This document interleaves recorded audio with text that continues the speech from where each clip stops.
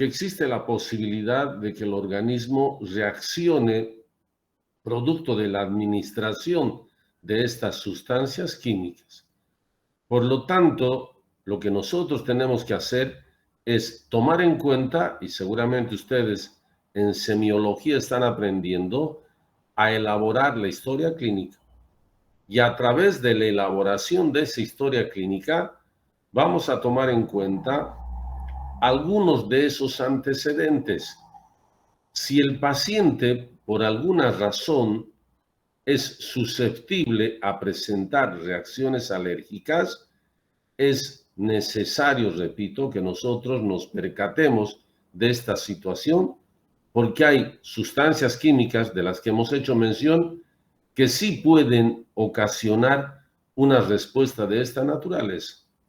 Indudablemente que si se ha presentado un síndrome alérgico o una reacción alérgica o un cuadro de hipersensibilidad que se denomina, es necesario que nosotros inmediatamente tengamos que intervenir, porque este cuadro simple de hipersensibilidad o alergia puede convertirse en un cuadro mucho más complejo, que se conoce con nombre de shock alérgico. Entonces, en ese caso, repito, lo que nosotros tenemos que hacer para evitar estos inconvenientes es elaborar una historia clínica tomando en cuenta todos estos aspectos. Si hay antecedentes, no solo en él, de tipo familiar, que si alguna vez cuando le ha picado un mosquito, por ejemplo, la reacción ha sido tan significativa que ha habido necesidad de acudir a un centro hospitalario.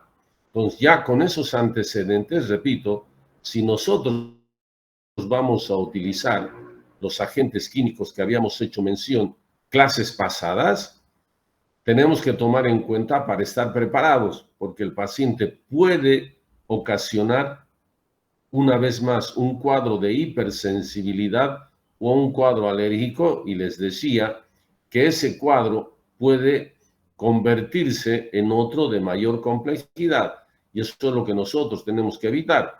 Y ese cuadro de mayor complejidad, lamentablemente, está al margen de desencadenar una situación mucho más complicada.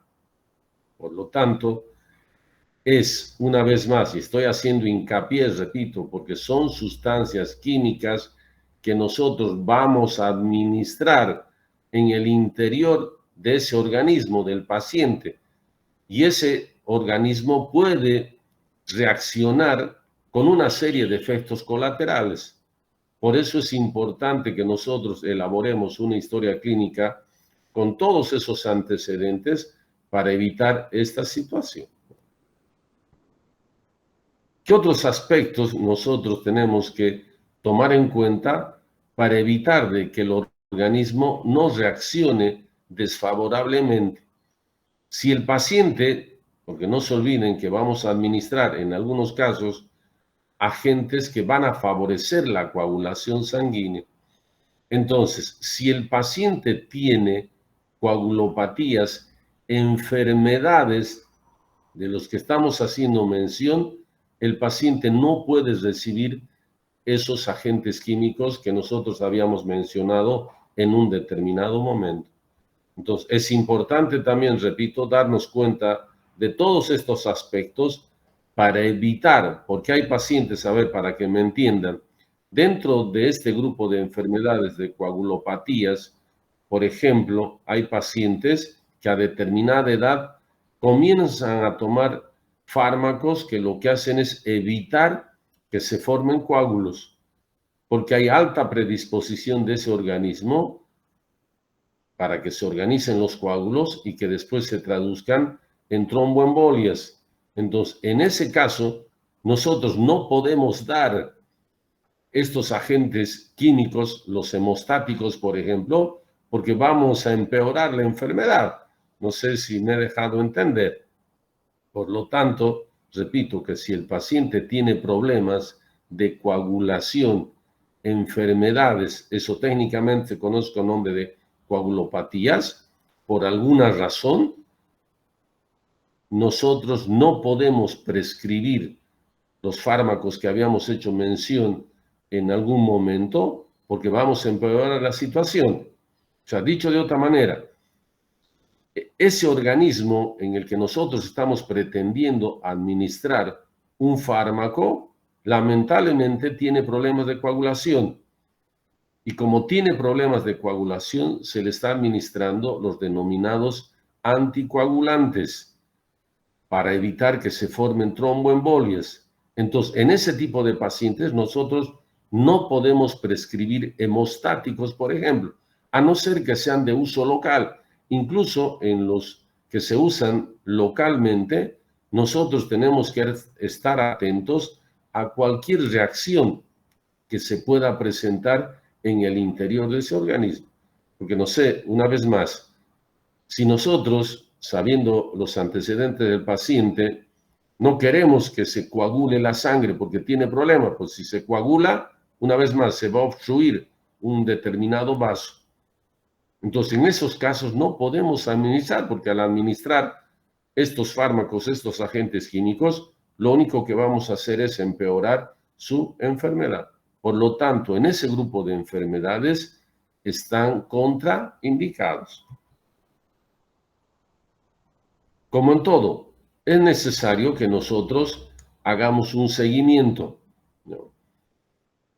No solo en este caso, en cualquier otro caso en la que se están administrando fármacos o se ha llevado a cabo un determinado procedimiento, nosotros tenemos que estar atentos a las posibles complicaciones que se presenten en el postoperatorio.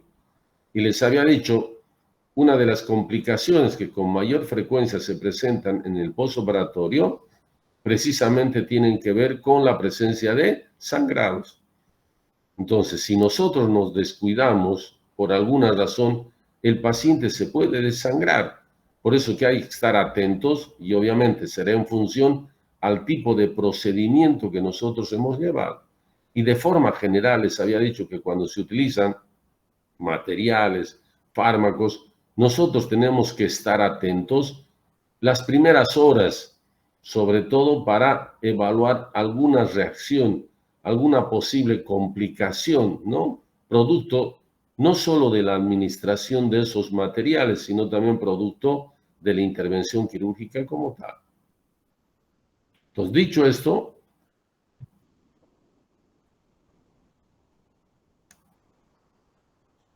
a continuación voy a mostrarles una tabla comparativa de las diferentes alternativas en función a lo que las clases pasadas habíamos hecho mención, considerando todos estos ítems, estos criterios. Entonces vamos a hacer referencia al material, vamos a ver su composición brevemente, cuál es el mecanismo de acción, cuáles son sus principales ventajas y obviamente si hay desventajas o riesgos y en qué casos por lo general se utilizan esos productos. Entonces, en primera instancia, vamos a hacer mención de la gelatina reabsorbible, vale decir, de un producto que se coloca o material en el lugar correspondiente y ese material se va a ir descomponiendo, se va a ir degradando. ¿Cuál es el nombre comercial más común de esta gelatina reabsorbible? Gelfoam. ¿Cuál es su composición? Fíjense, es colágeno desnaturalizado. ¿Y de dónde se obtiene? Del ganado porcino, ¿no? Por eso que algunas veces, incluso a manera de broma, creo que les he hecho mención, pueden quedar, es una forma simplemente para amenizar la clase, pueden quedar algunos hábitos que corresponden a este tipo de ganado, ¿no? Espero que me hayan entendido. ¿Cuál es el mecanismo de acción de la gelatina reabsorbible? De forma general, les decía también en algún momento, actúan sobre las plaquetas. ¿Y qué es lo que hacen a ese nivel? No se olviden que son células que están en el interior de la sangre o son células sanguíneas, si ustedes quieren, y que tienen participación precisamente en el proceso de hemostasia. Por lo tanto, lo que van a hacer o lo que va a hacer este colágeno es facilitar la agregación plaquetaria, de que las plaquetas se junten. ¿Y para qué se junten? Para que vayan al lugar donde se está produciendo el hecho, en este caso la hemorragia, y colaborar con eso, con ese proceso fisiológico que en algún momento habíamos hecho mención. No sé si recuerdan, a ver, decíamos que producto de un accidente donde se produce una herida punzocortante, el organismo pone de manifiesto una serie de mecanismos de orden fisiológico. Esto lo he repetido en varias oportunidades. ¿Cuál es el primer mecanismo fisiológico frente a esa situación para provocar lo que técnicamente se conoce con nombre de hemostasia? Y les decía que la hemostasia es detención de la hemorragia. O sea, el organismo no puede darse el lujo de perder sangre, porque no se olviden que en la sangre, les decía, hay otros elementos celulares que cumplen funciones vitales, entre ellas la función respiratoria. Por lo tanto, el organismo pone de manifiesto una serie de mecanismos de orden fisiológico. ¿Cuál es el primer mecanismo fisiológico de parte del organismo para detener la hemorragia? Pregunto. Vasoconstricción. Eso, muy bien. No se olviden entonces ese detalle. ¿Y el segundo mecanismo? Formación del tampón plaquetario. Exacto. Entonces, fíjense, lo que hace el Gelfoan es favorecer a que las plaquetas se junten para colaborar con el primer mecanismo de nuestro organismo. ¿Cuáles son las ventajas principales?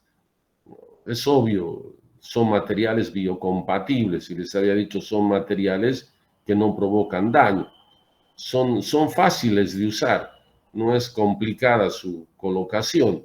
Y la otra gran ventaja, que se reabsorbe, vale decir, se descompone, ¿no? Se simplifica, eh, y obviamente va a desaparecer, no hay necesidad de retirar, como seguramente pasa con los hilos, no sé si recuerdan que habíamos clasificado los hilos no reabsorbibles. En el caso de los hilos no reabsorbibles, les decía, después de 5, 7 días, nosotros estamos obligados a retirar, ¿no? Cosa que no sucede en este caso. Colocamos y el organismo se va a encargar de que eso desaparezca.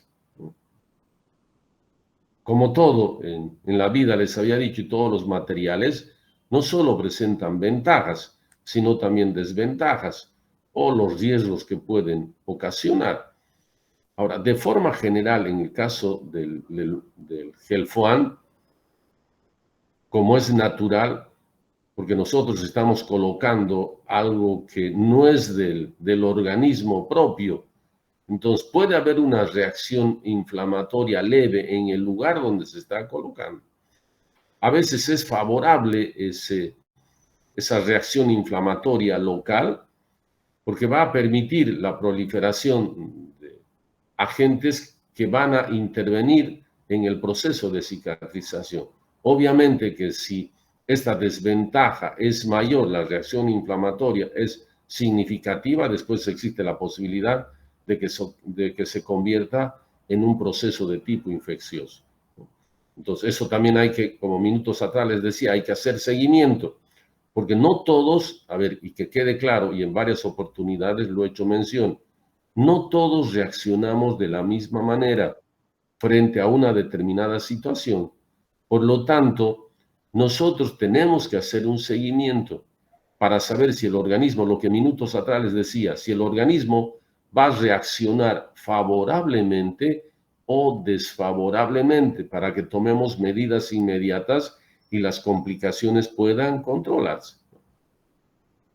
¿Cuál es la indicación más común del Gelfoan? Sobre todo se utiliza en extracciones simples, eso seguramente más adelante van a aprender, Cuando por alguna razón la pieza dentaria ya no tiene un tratamiento conservador, ¿cuál es el siguiente tratamiento? El tratamiento radical. Y el tratamiento radical es el desalojo de esa pieza dentaria. Y si el paciente no está en condiciones por sí solos de formar el coágulo y evitar las hemorragias, nosotros podemos colocar. Y por eso, una vez más, en el momento, y les decía en alguna de las clases, la intervención quirúrgica como tal atraviesa por 3 fases. Una primera fase que se denomina fase preoperatoria o prequirúrgica. En esa fase nosotros, al elaborar la historia clínica, tenemos que darnos cuenta de todos los antecedentes de ese paciente para que en función a ello veamos si es o no es factible la utilización de este producto. Porque el organismo, repito, tiene mecanismos. Lo único que vamos a hacer nosotros, en aquellos casos en los que el paciente, por una u otra razón, tiene inconvenientes en ese sentido, nosotros vamos a colaborar ese procedimiento con la utilización de estos materiales, ¿no?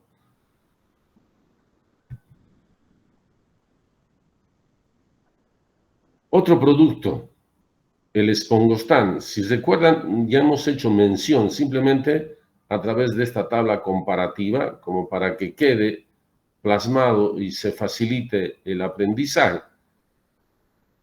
¿Cuál es el nombre comercial? Es el Espongostan.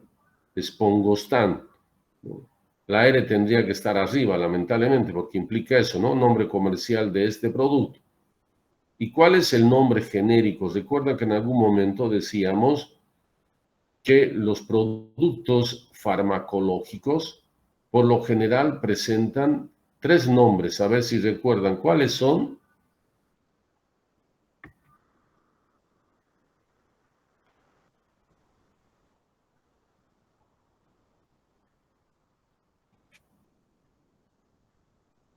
Un fármaco, a ver una vez más, un fármaco o un medicamento por lo general presenta 3 nombres.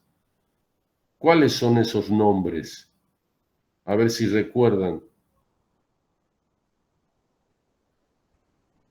Nombre químico. Ya, perfecto. Uno, el nombre químico, les decía, eso sobre todo para quienes fabrican. El segundo nombre, El nombre comercial. Comercial. Genérico. eso. Primero el genérico, les decía. Lo más importante es el nombre genérico, el nombre con el que se conoce en todas partes del mundo, como seguramente pasa con ustedes. Yo soy Ricardo Flores. En todas partes del mundo, por mi identificación, voy a seguir siendo Ricardo Flores. Ya después me dirán el bolivianito, entre otras cosas, ¿no? Con sobrenombres. Lo que nos interesa a nosotros es el nombre genérico, porque les decía que el nombre comercial es el nombre que le asigna la fábrica. Y ustedes saben que hay fábricas en todas partes del mundo y le busca un nombre más o menos vendible, si me permiten el término, como para que ese producto se pueda vender en todas, no necesariamente en todas partes del mundo, ¿no? En algunos lugares donde se venda en mayores proporciones. Entonces, en ese caso les decía, este producto, el nombre genérico es colágeno. Si se están dando cuenta con el de arriba, prácticamente son similares. Ambos tienen colágeno. Solo lo que está cambiando, ¿cuál es el nombre comercial? Ahora, ¿cuál es su composición? Ya habíamos dicho, miren, arriba igual, colágeno porcino, abajo colágeno porcino. Por eso que minutos atrás, a manera de broma, hacía ese comentario. Por lo tanto, ¿cuál es el mecanismo de acción? Si es colágeno, tiene que actuar de la misma manera. Vale decir, va a facilitar el proceso de agregación plaquetaria. ¿Eso qué significa? De que las plaquetas se junten. ¿Para qué queremos que se junten? Para que hagan fuerza. ¿Y para qué queremos que hagan unión? Para que se coloquen en el lugar donde se está produciendo la hemorragia, ¿no? ¿Cuáles son las ventajas principales? Seguramente un poco repetitivos, sino planteados de otra manera. Y como activan la agregación plaquetaria, obviamente nos van a facilitar el proceso hemostático. Y no solo eso, como es colágeno, además, si ustedes recuerdan, va a favorecer el proceso de cicatrización. ¿Cuáles son las desventajas? Aquí en relación al primero, el costo. Ahí ya ustedes tendrán que darse cuenta seguramente, y alguna vez lo he planteado cuando me preguntaban por el trabajo, incluso con que ustedes tengan conocimiento de este hecho, van a poder diferenciar, porque en el fondo tienen, en este caso, los mismos componentes. ¿Cuál es la desventaja? ¿Cuál es el riesgo? Que nosotros tenemos que estar atentos porque hay pacientes que son alérgicos al colágeno.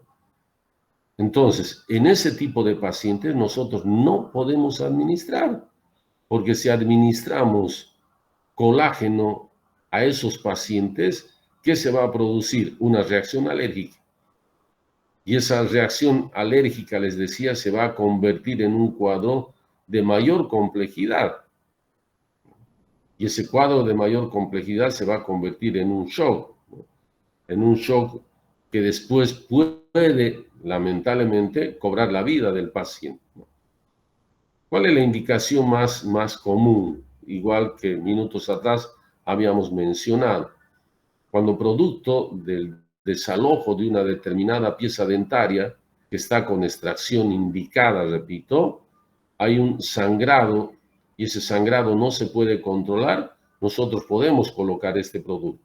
Ahora, una vez más, para darnos cuenta de este inconveniente, seguramente que nosotros en el momento de la elaboración de la historia clínica nos vamos a percatar de este hecho. Porque si nosotros no nos percatamos, podemos tener riesgos mayores. Por eso estoy haciendo hincapié, es indispensable, en algunos casos incluso les había dicho, que de forma rutinaria, en algunos pacientes susceptibles, se piden 2 exámenes complementarios. A ver si recuerdan, ¿cuáles son los 2 exámenes complementarios de rutina en pacientes que tienen algún problema en cuanto a hemostasia se refiere?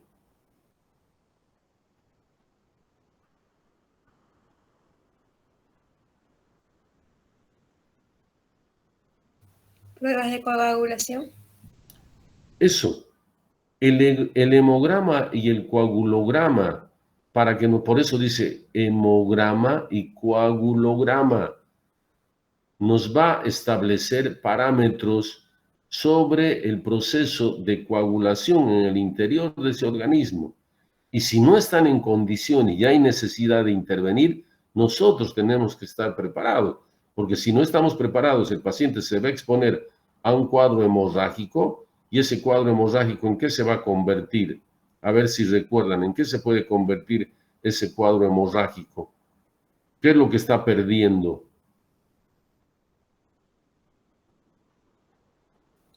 Está perdiendo gran cantidad de sangre, lo que puede provocar deficiencia respiratoria. Eso, se va a perder sangre y al perder sangre se está perdiendo volemia. Eso han debido ver en fisiología. Por lo tanto, técnicamente se conoce con nombre de hipovolemia. Y al disminuir la cantidad de sangre, se está disminuyendo los elementos celulares. Y les decía minutos atrás, no solo intervienen en el proceso de hemostasia, sino sobre todo en el proceso de la función respiratoria. Entonces, el riesgo que nosotros corremos, y hay órganos nobles que necesitan oxígeno permanentemente, ¿no? ¿Qué otra alternativa tenemos? El alveogil, nombre comercial, alveogil, ¿no? ¿Cuál es la composición de este producto? Repito, todos estos medicamentos o fármacos ya los hemos hecho mención en un momento dado. Lo único que estoy haciendo es para favorecerles elaborar una tabla comparativa para que en función a ello, una vez más, se mejore el aprendizaje. Entonces, ¿qué es lo que tiene? Eugenol. No solo eugenol, sino butamben en forma de pasta donde se añade el iodoformo. Ahora, hay que tener, a veces en la clínica, existen estos productos para hacer la asociación, la combinación, la mezcla y obtener una pasta. Hay que tener, les decía en un determinado momento, mucho cuidado sobre todo con el iodoformo, porque si nosotros exageramos la cantidad que vamos a utilizar sobre un determinado alveolo, va a provocar una reacción adversa que es la osteitis, vale decir, la inflamación del tejido óseo. Recuerdan que les había mostrado algunas imágenes con alvéolos vacíos. Entonces, en esos casos nosotros tenemos que reemplazar. Como no hay coágulo natural, ¿qué es lo que vamos a colocar? Coágulo artificial. Y uno de ellos, el alveogil. ¿Cuál es el mecanismo de acción? Por el eugenol, ustedes recordarán que en un momento dado habíamos hecho mención. Estamos colocando en el interior del alveolo, ¿no?, que va a ser sedante y antiséptico. Obviamente que vamos a colocar a ese nivel. El efecto solo es tópico en el lugar que se está colocando. No vayan a pensar que por las características que minutos atrás mencionaba de ser sedante, de que el paciente se va a quedar dormido o con la tendencia a que el paciente se duerma. No es así. Bueno, ¿cuáles son las principales ventajas? Como tiene eugenol, es un excelente analgésico. Repito, analgésico de acción local. Por lo tanto, al colocar en el interior del alveolo, producto de la ausencia del coágulo sanguíneo, nosotros vamos a prevenir de que el alveolo se inflame y posteriormente se infecte, que técnicamente se conoce con nombre de alveolitis seca. Para que me entiendan, una vez que nosotros hemos producido el desalojo de una determinada pieza dentaria, se supone que inmediatamente tiene que haber sangrado. En algunas oportunidades les decía, sobre todo producto del uso de anestésicos alrededor de la pieza dentaria, existe muy poco sangrado o ningún sangrado. Entonces, el alveolo no puede quedar vacío. Nosotros necesitamos estimular. Lo ideal, les había dicho, una vez más, que exista coágulo sanguíneo. Si no existe sangrado, no hay otra alternativa que utilizar coágulos artificiales. Pero no se olviden, por eso el término coágulos artificiales. En algunos casos el coágulo artificial puede ocasionar una respuesta adversa de parte de ese organismo. Ahora, tampoco podemos dejar vacío, porque imagínense si es inferior el lugar donde se ha intervenido, por gravedad, todos los restos alimenticios, etcétera, etcétera, se van a meter o introducir al interior de ese alveolo. Y al introducirse en el interior nos van a provocar un proceso de tipo inflamatorio. Entonces, para evitar de que se produzca una osteitis, que también se conoce osteitis alveolar, con ese otro nombre, es necesario que nosotros coloquemos en el lugar para prevenir esto, la denominada alveolitis seca. ¿Cuál es el inconveniente del alveogil? Es un material que ocupa espacio. Estás reemplazando el coágulo.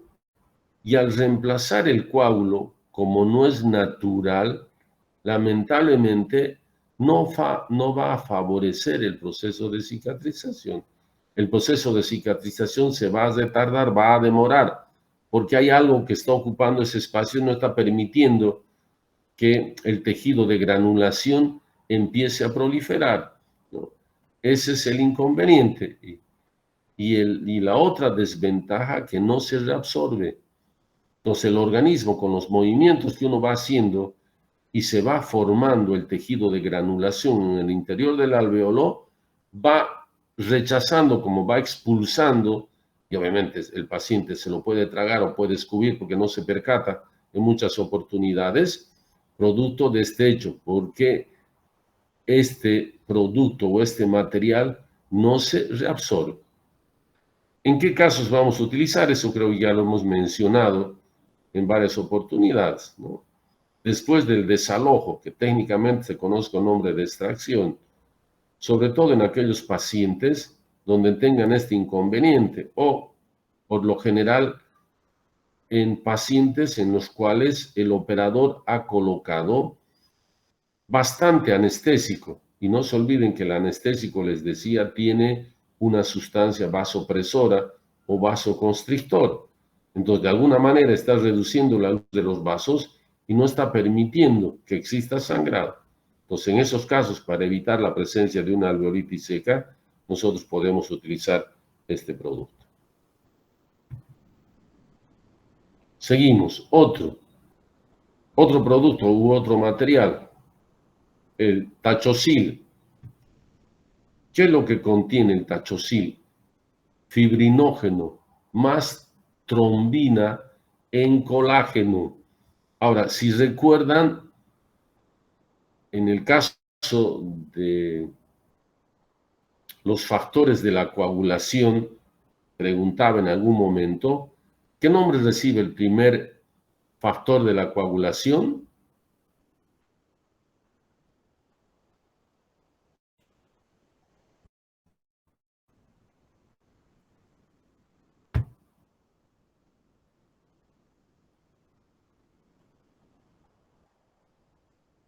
¿Qué nombre, repito, qué nombre recibe el primer factor de la coagulación?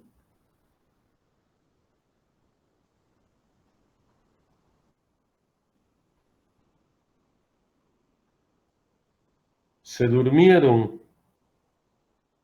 Fibrinógeno. Ya, perfecto. Entonces, miren, ¿qué estamos colocando? Un factor de la coagulación. Y les había dicho, ¿con quién actúa sobre el fibrinógeno finalmente? ¿Quién actúa sobre el fibrinógeno?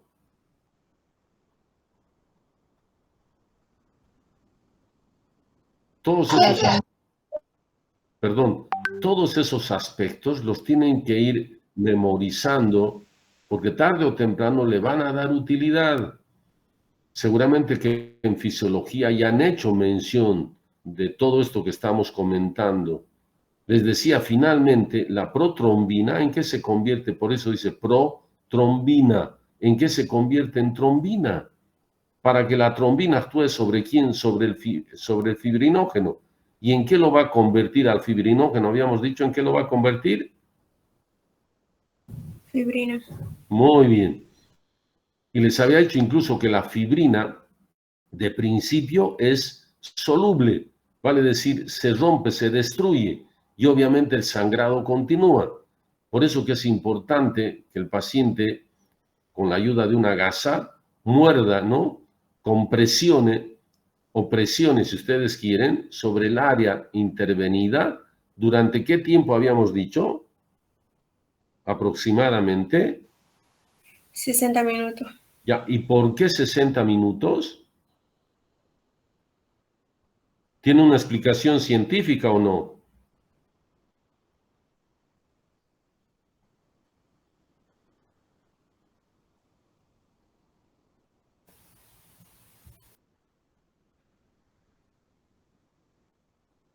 ¿Se acuerdan la explicación científica? Perdón, adelante. Porque durante ese periodo el coágulo es soluble. Perfecto, y les había dicho qué factor actúa para hacerlo insoluble.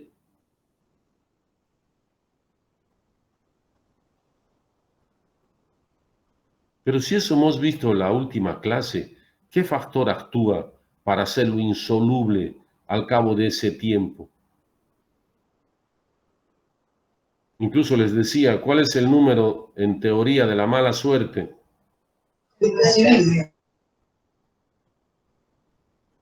¿Ah? ¿Cuál es el número de la mala suerte? En teoría.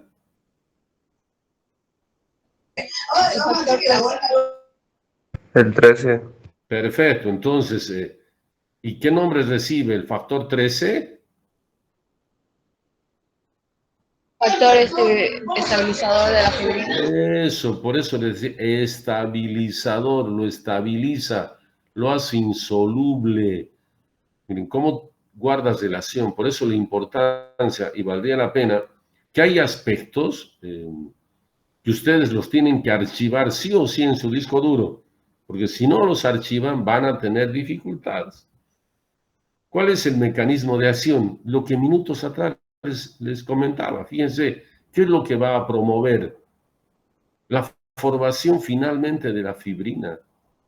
Les decía que si nosotros hacemos una analogía, como que estuviéramos elaborando una malla milimétrica, un trenzado, y ese trenzado no va a permitir el paso de elementos celulares en esa zona para que se coadyuve con el proceso de coagulación. ¿Cuáles son las principales ventajas? Ya habíamos hecho mención, es un excelente hemostático. ¿Cuál es la otra ventaja de importancia?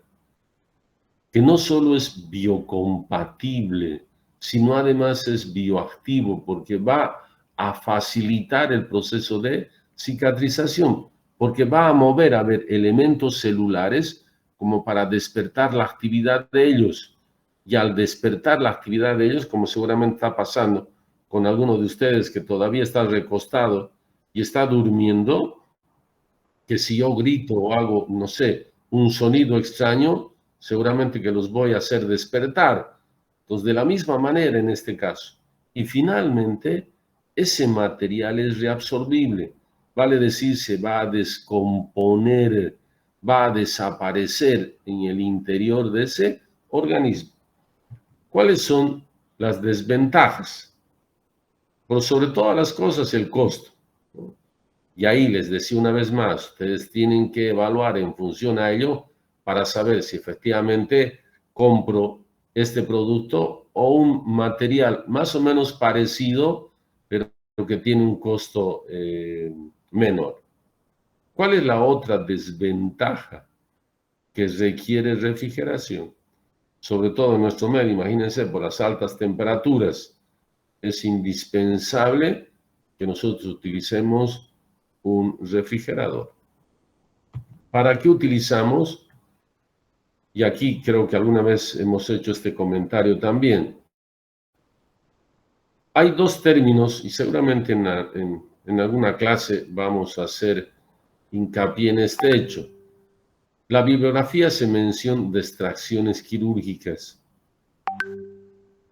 Desde mi humilde punto de vista, son dos términos repetitivos, porque ya la extracción de por sí es una intervención quirúrgica.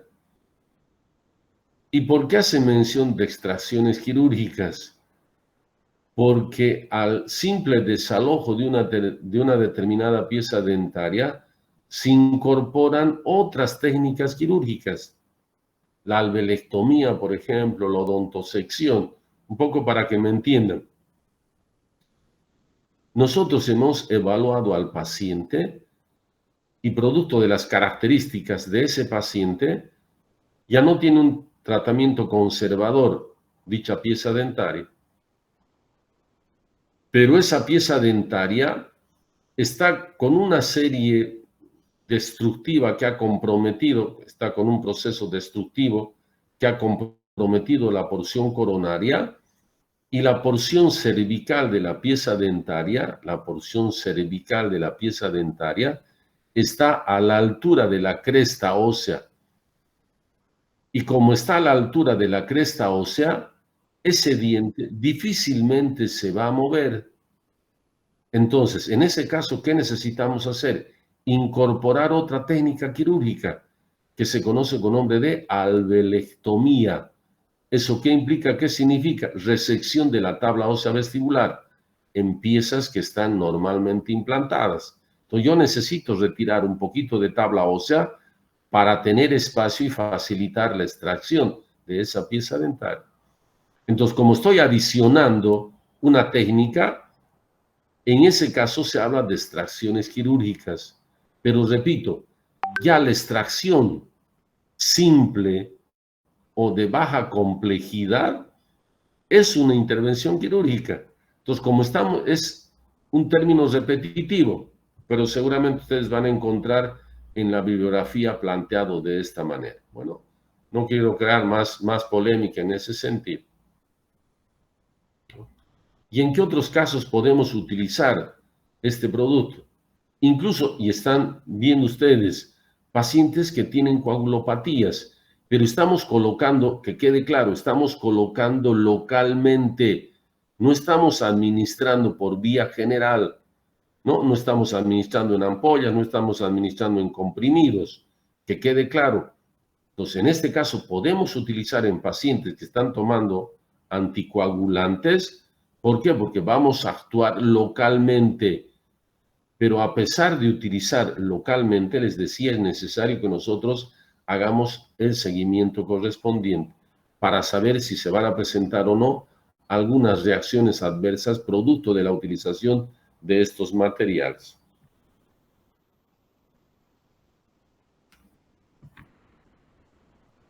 Esto que seguramente ustedes han escuchado en algún momento o han visto a través de las redes sociales, el famoso PRF.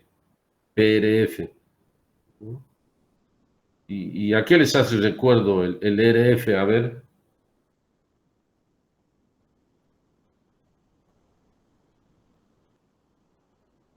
Bien, creo que no se dieron cuenta, no importa. ¿Y qué es el PRF? Plasma rico en en fibrina, perdón.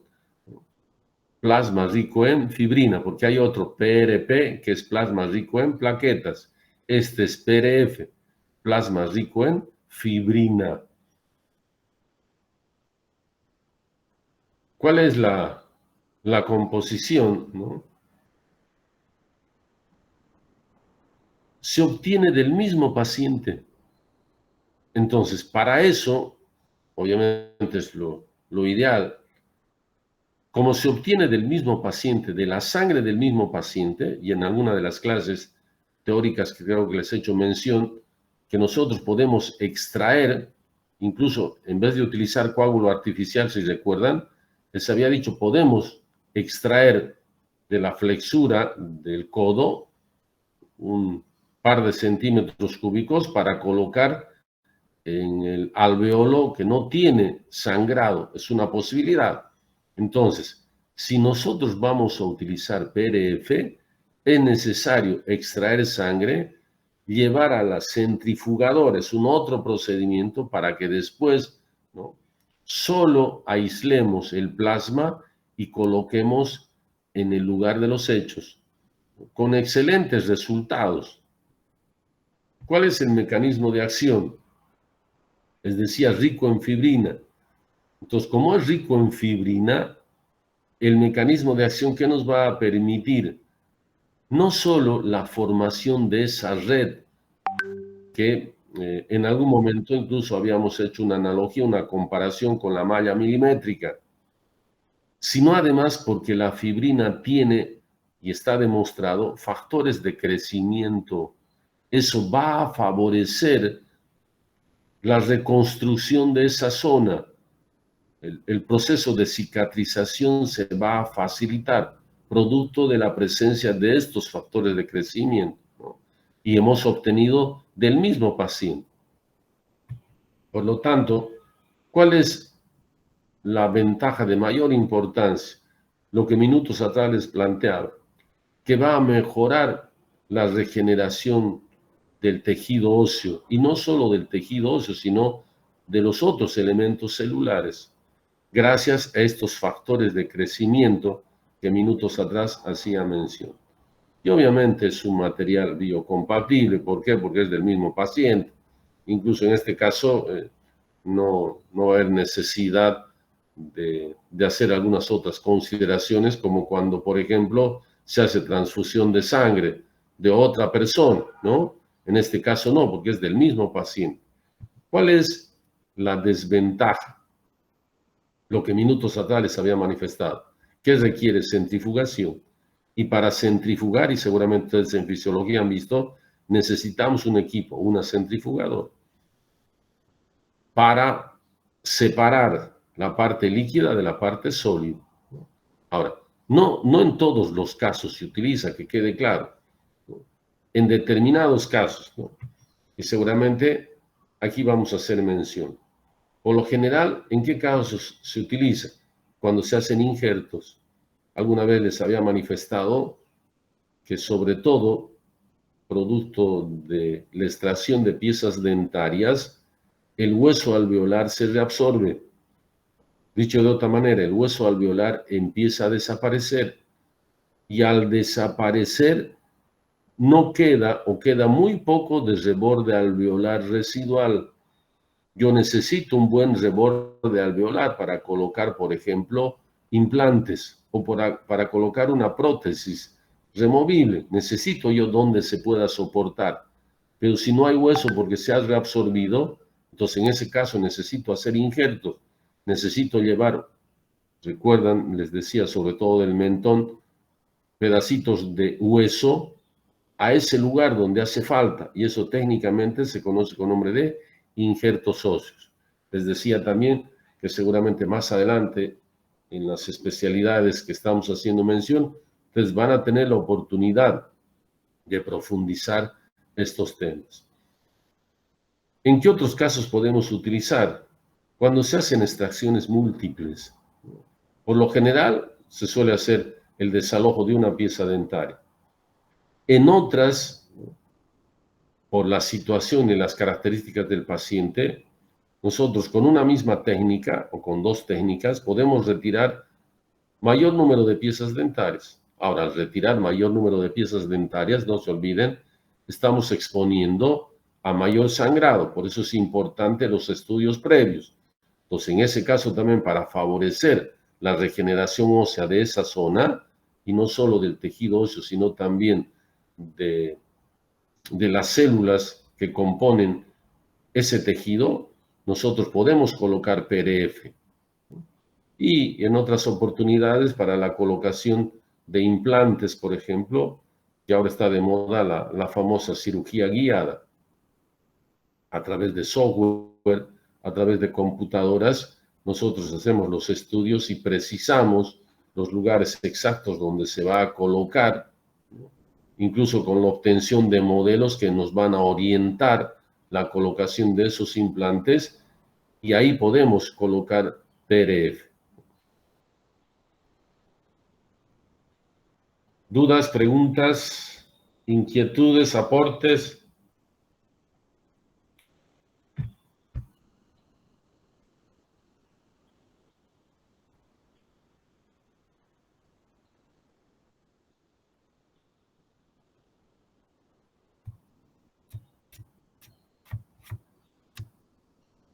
Bien.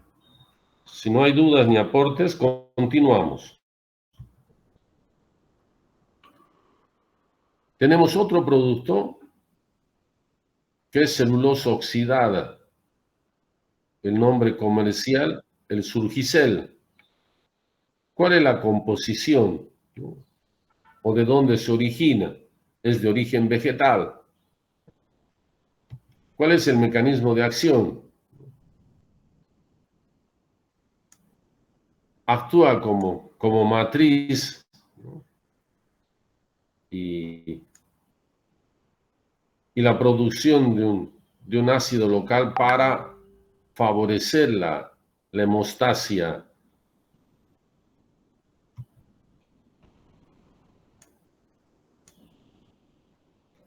¿Cuáles son sus principales ventajas? Que es bacteriostático y se absorbe rápidamente. Incluso en el mismo instante que nosotros estamos colocando, comienza a desaparecer y uno se da cuenta después y dice, creo que no he colocado nada. Si se descuida por alguna razón, uno a veces se sorprende y dice, ¿qué ha sucedido? Parece que no hubiese colocado, ¿no? Producto de esto que estamos comentando, la rápida reabsorción. ¿Cuál es la desventaja, ¿no?, de esta celulosa oxidada y les mostré que tiene la forma también de una malla milimétrica en una de las clases. En algunos casos, sobre todo en pacientes susceptibles, puede interferir la regeneración ósea, sobre todo si utilizamos, les decía, para que me entiendan, en bollo, no en forma plana, en forma lineal, sino les decía, como cuando uno a veces prepara una torundita de algodón, ¿no? Enrolla un algodoncito y utiliza para X o Y cosa. Entonces, lo mismo en este caso, hay que evitar enrollar para colocar en el lugar.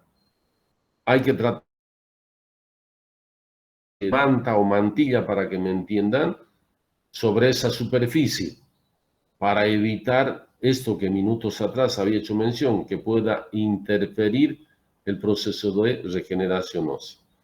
¿En qué casos se utiliza por lo general? En extracciones, sobre todo en lugares donde existe mucho vaso sanguíneo. Entonces hay que tener mucho cuidado, aunque les decía, de forma general, el tejido óseo está ricamente vascularizado.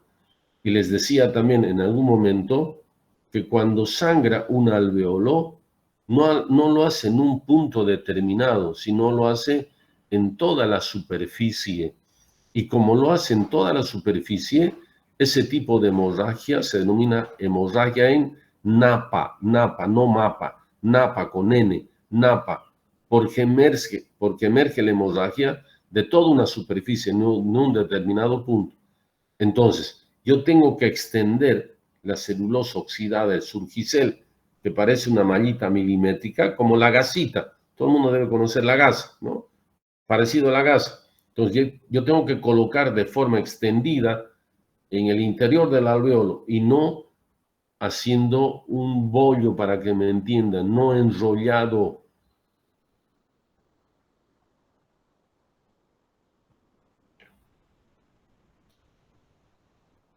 ¿Qué aspectos tenemos que considerar nosotros desde el punto de vista clínico en relación al uso o no de todos estos materiales que he hecho mención a través de esa tabla? En primera instancia, para elegir el coágulo artificial, ¿no? ¿De qué depende? De estos factores. Primero, del estado general del paciente. Si el paciente tiene una enfermedad de base, que eso técnicamente se conoce con nombre de comorbilidad. Si el paciente, por ejemplo, tiene diabetes, si el paciente es anticoagulado o utiliza anticoagulantes, si las defensas están bajas, para que en función a eso, ¿no?, más los exámenes complementarios y todo aquello que les había pedido en la elaboración de la historia clínica, para darnos cuenta si efectivamente vale la pena, es importante, repito, hacer esta consideración clínica de importancia. ¿Qué otra consideración clínica, ¿no?, repito, para saber si efectivamente nosotros podemos colocar el coágulo artificial o no? El tipo de extracción, el tipo de desalojo. Aunque ya les había dicho que el término extracción o exodoncia, que son sinónimos, ya es un procedimiento quirúrgico.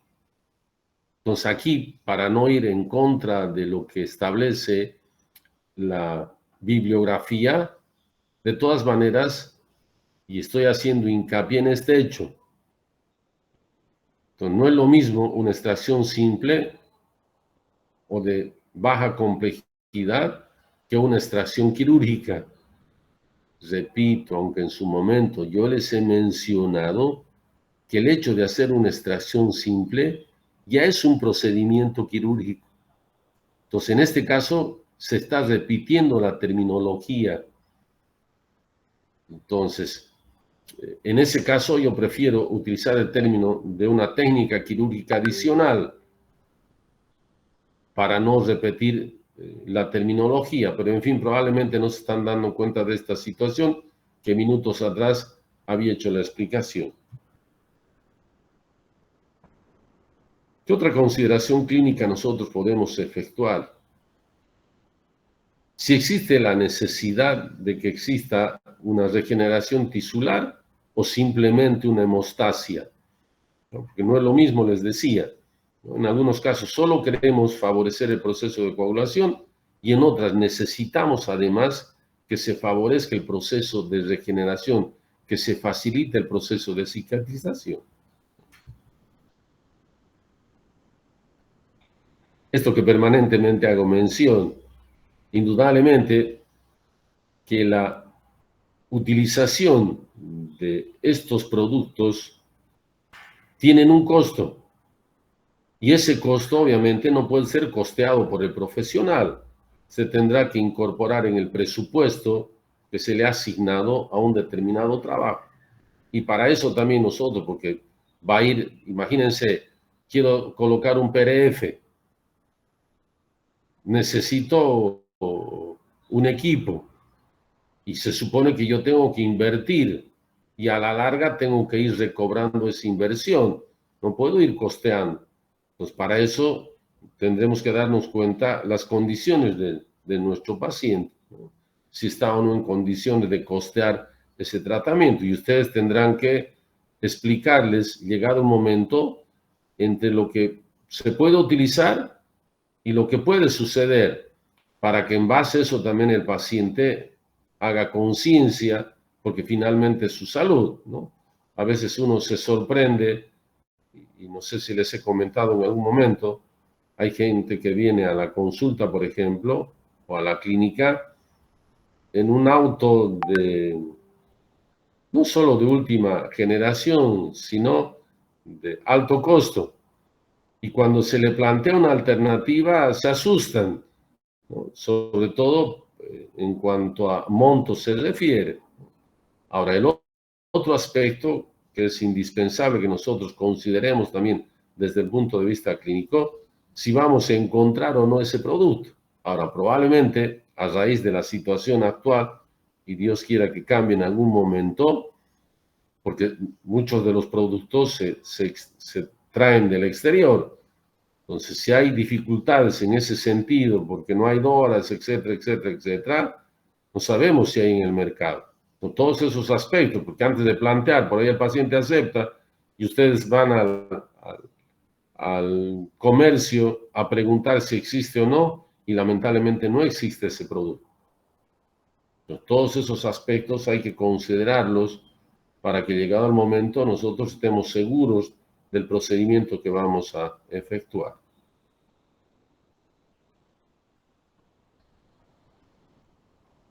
¿Dudas, preguntas?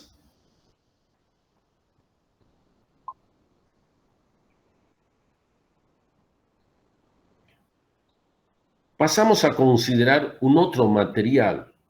Acá también no voy a hacer énfasis porque seguramente que ustedes no solo en farmacología, sino también en cirugía van a tener la oportunidad de profundizar.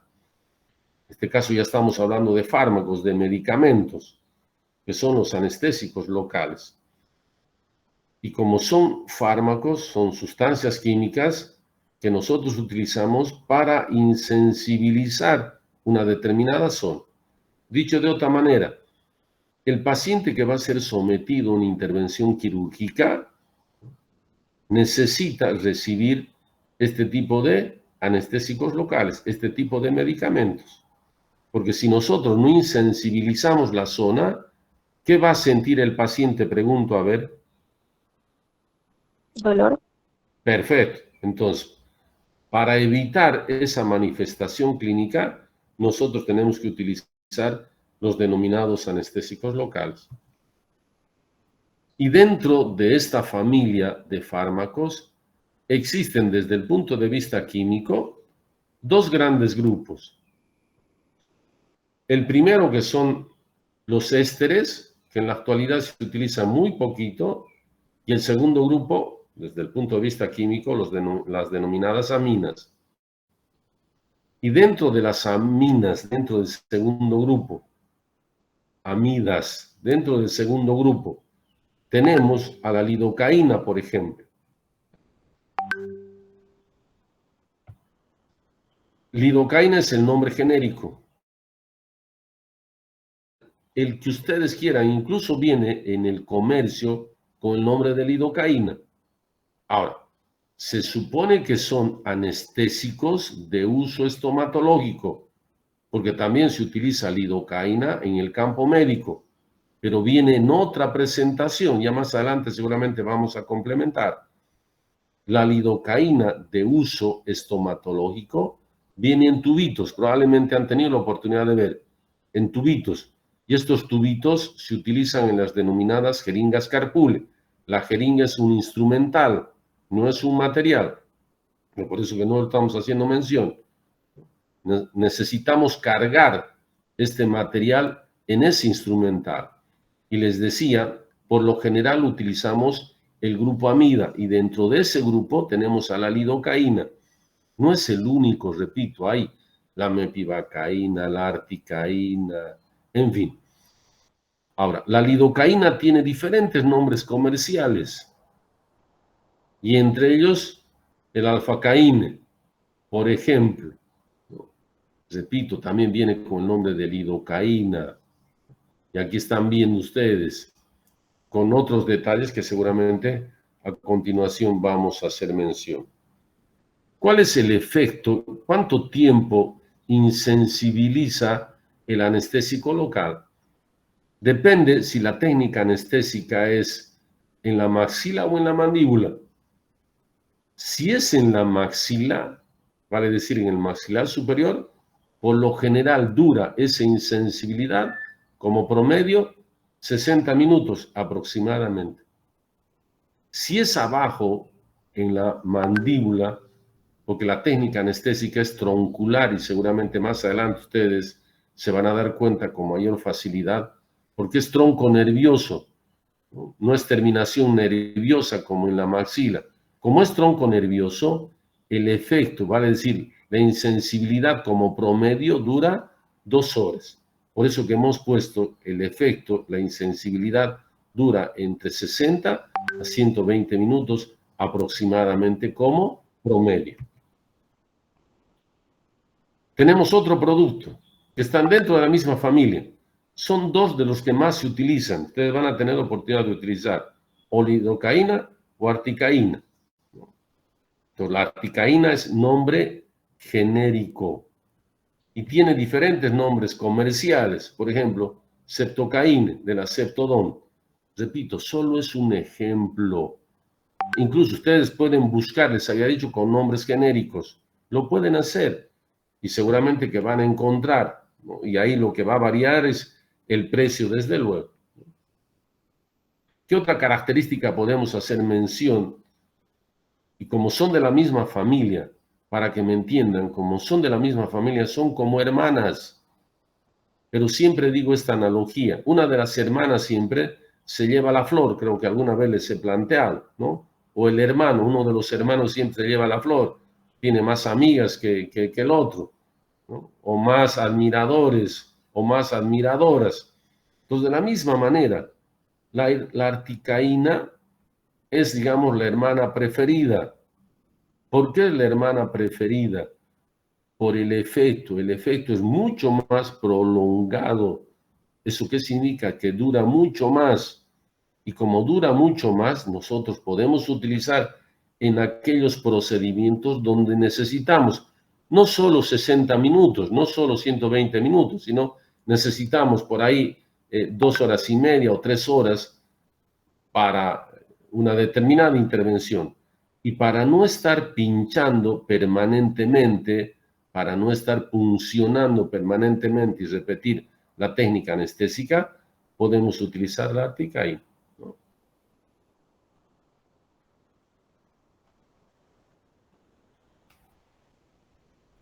No voy a entrar en más detalles, les decía, si no le vamos a restar importancia a las otras especialidades, ¿no? Si no voy a hacer mención probablemente de algunos aspectos que habitualmente no se tocan en esas especialidades. Este es el tubito, fíjense. O las características, repito, porque no solo se utilizan anestésicos locales en el campo de la estomatología, sino también se utilizan en el campo médico general. pero ahí vienen en frascos, y me olvidaba mencionar, estos frasquitos, ¿cuánto contienen de líquido? 1.8 ml, 1.8 ml. En cambio, el que se utiliza en el campo médico en frascos de 20 ml por lo general, ¿no? Y vienen al 2%, al 3%, al 4%. ¿Qué es lo que generalmente se utiliza? En el caso de la lidocaína, al 2%. En el caso de la articaína, al 4%. Pero repito, no quiero entrar en más detalles, sino simplemente hacer mención, por ejemplo, en este caso, a las características externas del tubito.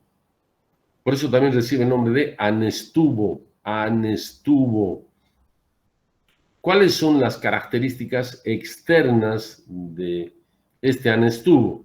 Vale decir, ¿cuáles son sus partes constitutivas? Ya minutos atrás describíamos algunas de sus características internas en cuanto a composición se refiere. Ahora vamos a hacer referencia de las características externas. Repito, no voy a profundizar más. ¿Qué nombre recibe? El 1 es una gomita. Técnicamente, ¿qué nombre recibe? Diafragma. ¿Qué nombre recibe el número 2? Es una cubierta de aluminio. Esto que están viendo, donde está el número 2, una cubiertita de aluminio que lo que está haciendo es proteger al diafragma, ¿no? Dicho de otra manera, es un tapón. Hay un tapón a este nivel y hay otro tapón a este otro nivel, en los extremos. Ahora, lo que contiene por dentro, obviamente, está estéril. ¿Qué nombre recibe esto? Este es el cilindro, el tubo como tal. ¿Y qué es lo que contiene el tubo? El anestésico, la sustancia base, por eso el nombre de anestésico.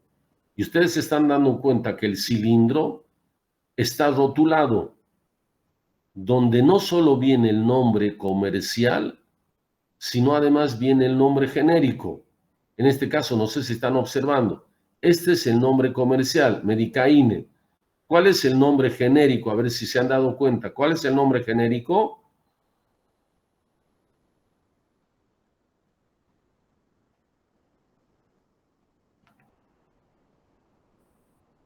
¿Cuál es el nombre genérico? Articaína. Exacto, la articaína. Ese es el nombre genérico. Y les decía minutos atrás, la articaína por lo general viene al 4%. Ahora, no solo, repito, no quiero entrar en detalles, pero a veces cuando veo esto, no queda otra. No solo tiene articaína, no solo tiene anestésico como tal, se suelen incorporar otros fármacos. ¿Para qué? Para extender la acción del primer fármaco, en este caso del anestésico. Solo tendría que tener articaína, no sé si ven al ladito, ¿qué tiene? Epinefrina. La epinefrina o adrenalina es un vasoconstrictor. Y el vasoconstrictor lo que hace es prolongar el efecto anestésico. Y el día de mañana ustedes van a colocar con o sin epinefrina. Entonces, si viene sin epinefrina, dura muy poquito. Los tiempos que les he manifestado minutos atrás es con epinefrina. Ahora, si viene sin epinefrina, eso baja considerablemente.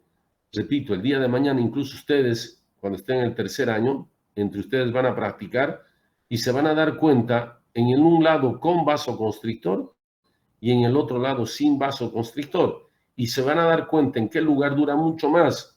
Entonces, por eso les decía que en este caso, por lo general, se utiliza con vasoconstrictor. Ahora, indudablemente que hay que tener mucho cuidado, sobre todo en pacientes cardiópatas. ¿Eso qué significa? En pacientes que tienen enfermedades cardiovasculares. De utilizar con conocimiento para no provocar reacciones adversas, porque no se olviden, es vasoconstrictor. No solo tiene vasoconstrictor, tiene conservantes, tiene cloruro de sodio, tiene antioxidantes, entre otros. Hay otros anestésicos que en la actualidad, por ejemplo, ya no tienen conservantes, porque los conservantes lamentablemente son alergénicos. ¿Eso qué significa? Que pueden ocasionar un cuadro de hipersensibilidad. Por lo tanto, se han eliminado esos conservantes, ¿no? Entonces, en este momento, solo a manera de información, estoy haciendo referencia a las características externas del tubito. No estoy hablando ya de la composición de lo que tiene internamente, porque les decía, no solo en farmacología, sino además en cirugía seguramente ustedes van a detallar todos estos aspectos. Y finalmente, el otro extremo de este tubito, ¿qué nombre recibe? Tapón o émbolo. Entonces, la jeringa presenta un émbolo también y empieza a empujar el émbolo del tubito para que a través de la... Aquí entra la aguja, a este extremo, a ver, para que me entiendan. En el 1, a este extremo entra la aguja, así como el tubito de anestésico es especial para uso estomatológico, las agujas también son especiales, no son las agujas que ustedes seguramente conocen habitualmente en otras áreas. Entonces, aquí en el 1, en el diafragma, ahorita les voy a mostrar la aguja, penetra para que a través de la punta emerge el contenido. Y esto se llama tapón o émbolo porque la jeringa tiene un émbolo. El instrumental se va empujando, se va presionando y esto obviamente conforme va avanzando va saliendo líquido anestésico. Esto miren que les decía. Esta es la aguja de uso estomatológico, diferente de las otras agujas que seguramente ustedes han aprendido en una de las asignaturas, probablemente en microbiología o en fisiología o en primeros auxilios en el primer año. Pues ahora también vamos a ver, esta es aguja de uso exclusivo para la jeringa carpule. Entonces, este extremo, obviamente está en el interior de este protector y es estéril, ¿no? La aguja que está en el interior es completamente estéril. Esa aguja va a penetrar acá, no la punta, el otro extremo, lo que les voy a explicar a continuación. Entonces, esta porción, ¿qué nombre recibe esto? El 1, bisel, bisel de la aguja para jeringa carpule. Las otras agujas son para jeringas hipodérmicas o jeringas tipo Luer, no carpule. Entonces, el 1 es el bisel, el 2 el eje, el 3 el adaptador, está adaptando, ¿no?, esta porción al conector. Esto va a entrar en la jeringa carpule, este extremo. Esto es importante. El número 4 indica la dirección del bisel. ¿Por qué es importante la dirección del bisel? Siempre tiene que estar orientado en dirección ósea para que el efecto anestésico sea el deseado. Entonces, esto es una marca, una señalización para establecer la posición del bisel de la aguja. Este es el adaptador a la jeringa carpule. Tiene rosca interna, entonces en el extremo la jeringa carpule va a entrar en este adaptador para que se ajuste, ¿no? Y finalmente el número 6, que es lo que entra en el interior del diafragma, en el interior del anestésico como tal. Y todo esto está cubierto desde luego por un protector, la parte anterior y la parte posterior. Y todo esto se tiene que manipular, todo esto que hemos visto se tiene que desinfectar previamente y colocar sobre la mesa de operaciones. ¿Dudas, preguntas?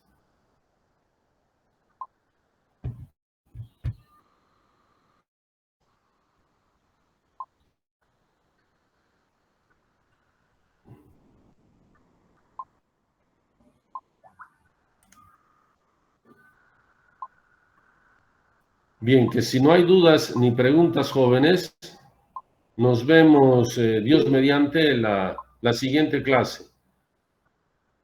Hasta luego, buen día.